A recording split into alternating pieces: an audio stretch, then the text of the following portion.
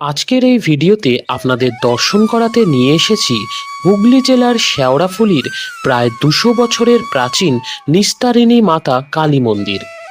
মূল তোরণ দিয়ে প্রবেশ করার পর রয়েছে একটি বড় চাতাল এবং চাতালের মাঝে রয়েছে নাট মন্দির।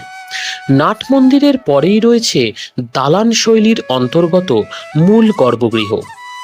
গর্ভগৃহে মা দক্ষিণা কালী নিস্তারিণী কালীমাতা রূপে নিত্য পূজিত হন এবং মায়ের দুই পাশে রয়েছে দুটি শিব মন্দির, যেখানে শ্বেতপাথরের শিবলিঙ্গ বিরাজমান। বর্ধমান জেলার অন্তর্গত গঙ্গা তীরবর্তী এলাকা পূর্বস্থলীর জমিদার স্বর্গীয় মনোহরচন্দ্র রায় হুগলি জেলার বিভিন্ন জায়গায় ওনার রাজত্ব বিস্তার করেন এবং স্থাপন করেন অনেক ঐতিহ্যবাহী স্থাপত্য।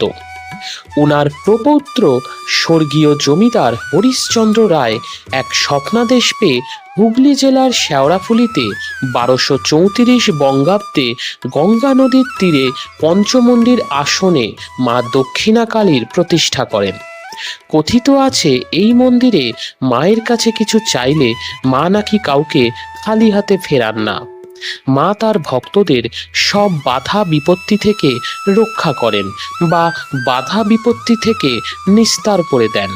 তাই দেবী এইখানে নিস্তারিণী মাতা রূপে পূজিত হন। মন্দির খোলা থাকে প্রতিদিন সকাল 8টা থেকে দুপুর 1টা, আবার বিকেল 5টা থেকে রাত্রি 8টা পর্যন্ত।